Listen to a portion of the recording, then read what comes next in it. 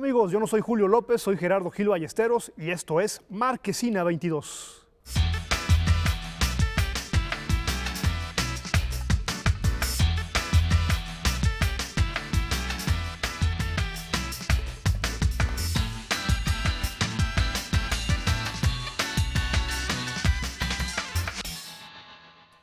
Pues un gusto, como cada semana, estar aquí en Marquesina 22. La verdad es que es un programa muy especial porque hoy tenemos a un invitado de Alfombra Roja, a Gonzalo Lira, ni más ni menos. Vamos a platicar de varias películas, estrenos que se llevan a cabo esta semana. Uno de ellos bastante polémico, ya estuvimos discutiendo algo antes de comenzar a grabar. Y mi querido Gonzalo, ¿cómo estás? Pues yo muy contento de la invitación, siempre es un placer. Es más divertido sin el innombrable, ¿no? ¿Quién es el innombrable? ¿Quién es el innombrable? El innombrable, pues el que no llegó. No llegó, pero lo tenemos en nuestra mente, por supuesto, y ya la próxima semana estará aquí en el programa. Los dos innombrables, por supuesto, estarán aquí en el programa.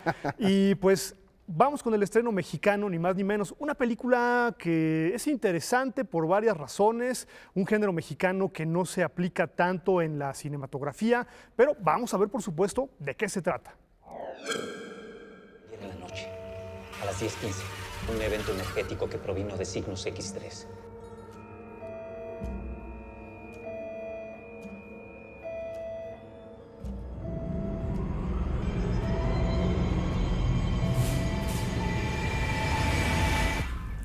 Un video que se traba.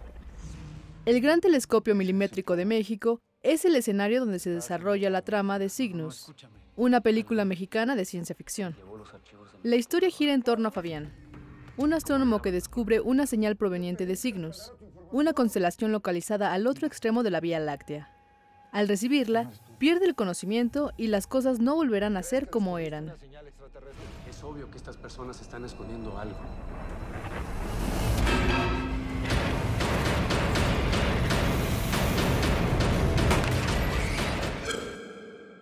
Pues qué decir de Cygnus, la verdad es que, bueno, por lo menos tiene el mérito desde mi punto de vista de que es un filme de un género mexicano que no se realiza con mucha regularidad. Quizá ahora se hacen más películas de este tono, pero desafortunadamente el filme decanta mucho por un sentido de telefilme estadounidense. Yo creo que el gran defecto de la película es la contención, sobre todo en sus partes dramáticas o de emoción más importantes, y un poco, y si se me permite el término, el guanabismo de la película. Es decir, uno percibe esa intención de pertenecer al hollywoodazo nuestro de cada día, y ahí es donde la película pierde incluso en estos momentos de suspenso que pudieran ser bien logrados, y creo que no hay gran pretexto para caer en este tipo de errores, porque a pesar de que no se hacen películas demasiado, digamos, de este género, pues hay que recordar, por ejemplo, La Hora Marcada, ¿no? Que sí utilizaba muy buenos guiones relacionados con este tipo de géneros y algunos otros géneros, así es que sí se puede decir que hay como experiencia relacionada con esto, y desafortunadamente la película deja ir la oportunidad en un guión demasiado contenido para el género del cual quiere hablar, desaprovecha verdaderos momentos de suspenso y el guanabismo de pertenecer al cine hollywoodense es el gran defecto de la película. Uno puede dejar de lado incluso que no tiene grandes efectos especiales, el presupuesto es bastante modesto. Eso puede estar de lado, mi querido Gonzalo, pero la película es demasiado contenida y lenta para el género del cual quiere hablar. Creo que lo que llega a pasar cuando en México se quieren hacer películas de género es que, como dices, no existe este guanabismo en el que pareciera que se enfocan, y no sé si sea el caso de Cygnus, ¿no? Pero que se enfocan en vertir todas el esfuerzo en cosas que quizás son menos importantes. Mencionas que hay problemas de guión, ¿no? Hemos visto que se puede hacer cine de género, no necesariamente de ciencia ficción, en este caso pues más cercana a la ciencia ficción espacial y todas estas cosas, pero hemos visto películas de género que coquetean con el terror, como Vuelven, pero que no deja de haber fantasía o ciencia ficción como tal, y que han demostrado que cuando hay un trabajo de guión realmente y de dirección, estos otros elementos a los que pareciera y que muchas veces se justifican, como dices, en el presupuesto, ¿no? No necesariamente necesitas de un presupuesto si hay un ingenio, ¿no? lo demostró en su principio alguien como Steven Spielberg, que él mismo lo decía, que sus limitantes fueron las que hicieron que Tiburón fuera tan exitosa en términos de suspenso, porque no podían mostrar el tiburón porque no querían que se estropeara la sorpresa y que se viera el muñecazo también, ¿no? Claro. Que es lo que luego pasa en estos casos. Sí, la película además es demasiado formal, contenida. Yo creo que para un público que ya está acostumbrado a ver un cine mexicano, que sí está experimentando con otro tipo de narrativa, esta película francamente sale debiendo completamente. Más parece un ejercicio televisivo, desafortunadamente, y no de la mejor televisión. O sea, hace un momento citaba yo Hora Marcada, ¿no? De hace unos 30 años. Claro. Pero bueno, ya para no darle duro a esta película mexicana que se estrena, pues vamos con otro filme que va a armar polémica aquí en La Marquesina, porque además es un personaje que no tiene desperdicio. Espera, Gil. ¿Todavía Falta. no? Ah, no. Falta. Antes, mi querido Gonzalo nos va a hablar de una película mexicana que también tiene cosas bastante interesantes. Así es que vamos a ver de qué se trata. Cría puercos. Oiga, doña Esmeralda. En un pequeño pueblo en medio de la sierra, Esmeralda intenta sobrellevar la muerte de su esposo en silencio y soledad, pues su hijo vive en Estados Unidos. Sus amigas tratan de animarla con comida, pero la tristeza no se va hasta que llega la cuina, una puerquita a la que decide cuidar y entregar todo el amor que aún tiene para dar. Pues fíjate que es este tipo de cine mexicano que vale la pena ver, sobre todo por el tipo de historia intimista del cual nos está contando. Creo que el cine mexicano sobre todo sabe relatar muy bien esas microhistorias que en el fondo nos están hablando de todo el conglomerado que significa la sociedad mexicana. Es decir, es partir de la breve historia para hablar de cosas muchísimo más amplias. Y la película creo que fluye bien, mi querido Gonzalo. Sí, creo que uno de los aciertos es que se queda en el camino entre ser estas películas que se dedican completamente a observar un momento o una anécdota dentro de la historia o de la vida de sus personajes, y lo que logra es que conectes rápido con la situación por la que está pasando. Ya lo mencionaban, hay una pérdida familiar y la llegada de este puerquito a la vida de este personaje, pero entonces empieza a jugar empieza a ser muy lúdica respecto a la tristeza que está pasando el personaje principal y cómo esta tristeza a partir de cosas que son tan cotidianas como el cocinar, como el convivir con otro ser vivo, hacen que el personaje principal empiece a tomar un rumbo diferente en su vida y empiece a convertirse no en alguien por quien debas de sentir lástima, sino alguien con quien quieras vivir este momento complicado de su vida sin necesidad de, o más bien permitiéndote verlo desde afuera sin sentirte manipulado por la historia y por la situación. Creo que eso es un gran acierto, y la actuación de Concepción Márquez, que le valió el premio a Mejor Actriz en el Festival de Guadalajara, vale completamente la pena. Es una ópera prima del CCC, entonces creo que también tiene mucho mérito que esta película en particular se inscriba lejos de lo que platicábamos, ¿no? De estos vicios o del documental indigenista o de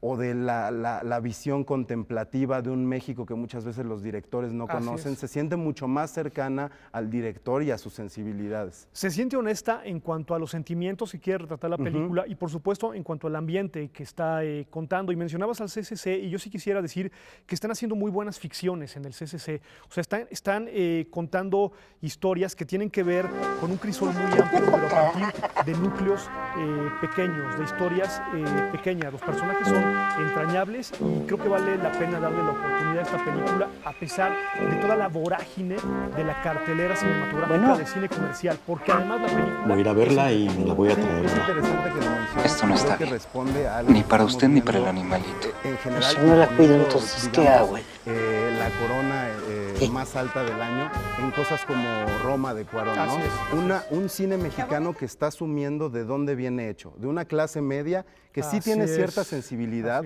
pero que es capaz de contar historias no desde la condescendencia o no desde incluso el Mexican Curious. O del pobrismo. No, exacto, ¿no? Sino a partir de lo que se conoce, de lo que se sabe, asumiéndolo y no avergonzándose ni juzgando precisamente de donde, el lugar de origen. Y ahora sí, vamos ahora con la película Gil. que había anunciado hace un momento, una película que va a armar polémica en esta breve discusión, en esta breve charla. Te quieres además, poner los guantes, Gil, es que ya quieres un poquito, que haya... un poquito, ya tengo ganas de aprovechar mis 5 minutos de fama, así es que vamos a ver esta película.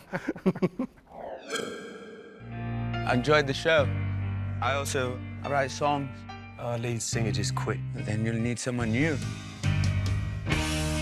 I love the way you move on stage.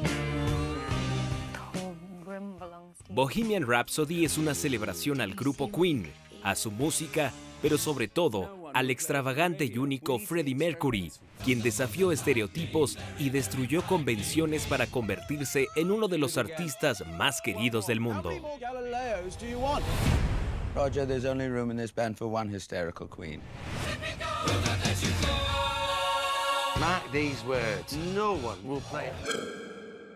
Es muy interesante esta película por varias razones. Podemos partir de la base de que estas biografías de famosos personajes de la cultura pop ya son un género en sí mismo, pero lo interesante de esto, entre otras muchas cosas, tiene que ver con el hecho de que dependiendo del personaje es el tipo de género y tono de la película. No es lo mismo hablar de Grandes Bolas de Fuego, que es una farsa, una comedia totalmente, a hablar, por ejemplo, de una película de reminiscencia como puede ser La Bamba, ¿no?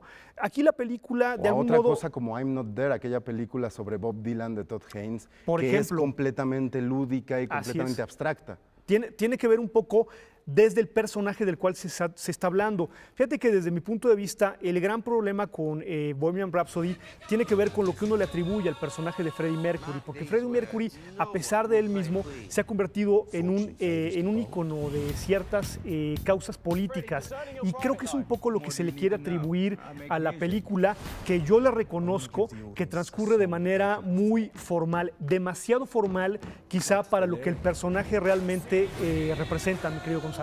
Sí, creo que ese es el problema principal de la película, y era lo que estábamos discutiendo. ¿No me vas a contradecir? Antes de entrar. No te voy a contradecir, te voy a contradecir porque creo que la película para mí tiene muchos más problemas que ese. El principal siendo, sí, que está contándonos la historia de un personaje en el cual recae muchas cosas. Número uno, lo que ya mencionabas, y número dos, el romper esquemas, ¿no? El precisamente mostrarnos o tratar de demostrarnos que las reglas están hechas para romperse, que el proceso artístico es un proceso en cierta manera anárquico, que tiene que tomar desviaciones del statu quo, y la película es, como dices, formalmente un pastiche absoluto de todas las biopics. Sabes, es completamente predecible qué es lo que va a pasar. No hay ninguna riqueza en términos de contarte la historia de cómo estos personajes, o de justificar por qué estos personajes son engrandecidos, ¿no? Son engrandecidos por ser diferentes en la película. Sin embargo, la película es tímida en mostrarte qué es lo que los hacía diferentes respecto a los demás. Entonces, si no vas a demostrar eso, demuestra por qué o de dónde viene este juicio de genialidad. Tampoco hay un momento de genialidad explícita en la pantalla. ¿Sabes qué pasa? Que yo creo que la película se enfrenta con una dicotomía, es decir, o vamos a hablar del ícono o vamos a hablar del personaje real. Y creo que se queda a media tinta en ese sentido. Es un homenaje y nada más. Y no guarda esa distancia. Ahora, también lo que le pasa a la película es que las épocas que retrata son muy ricas a nivel narrativo, cinematográfico. Es decir, si vamos a hablar de los años 70, de los años 80, podemos tomar como base Boogie Nights, podemos tomar como base Estudio 54, y son momentos estelares en los términos narrativos, incluso en los términos de escándalo, de sinopsis, y la película se queda a media tinta en eso. Creo que tiene un poco de miedo en tocar al ícono del cual quiere retratar. Me parece que le guarda distancia porque tiene un poco de miedo. A pesar de eso, creo que está entretenida, mi querido Gonzalo. Creo que es ambivalente precisamente respecto a cómo toca el personaje. Por un lado, no lo quiere tocar. Por otro lado, también sabemos que detrás de la película ha habido una cantidad de chismes, ¿no? De entrada, el hecho de que Brian May ha querido tener mucho control y querer poner también a la banda, ¿no? Al nivel de Freddie Mercury, que no sea una película de Freddie Mercury, que sea una película de Queen. Por lo tanto, al quererlos empatar, diluye lo que era Freddie Mercury, pero también te trata de decir que él era visto como el ícono dentro de la banda. Entonces, creo que ahí hay un detalle. Luego, por otro lado, lo que se sabe de que se ausentaba Bryan Singer de las filmaciones, se nota una película irregular, una película en la que no hubo un ritmo constante y se siente en cierta manera macheteada. Es un espectáculo, pero era lo que te decía, es un espectáculo que no es tan extravagante como el personaje y la banda que está tratando de mostrar. Pues ahí está, es una película que sin lugar a dudas se tiene que ver, el soundtrack por supuesto no tiene desperdicio y bueno, mi querido Gonzalo, muchas gracias por haber visitado los foros de Canal 22 y de La Marquesina. Al contrario, ahí le avisan a Julio que por favor, Julio, si estás viendo esto, no tengas miedo. No tengas miedo, la próxima vez que venga puedes platicar conmigo, todo va a estar bien. Y ya la próxima semana pues estará el equipo completo aquí de Marquesina 22. Yo soy Gerardo Gil Ballesteros y pues continúa con Marquesina 22 y con la programación, por supuesto, de Canal 22.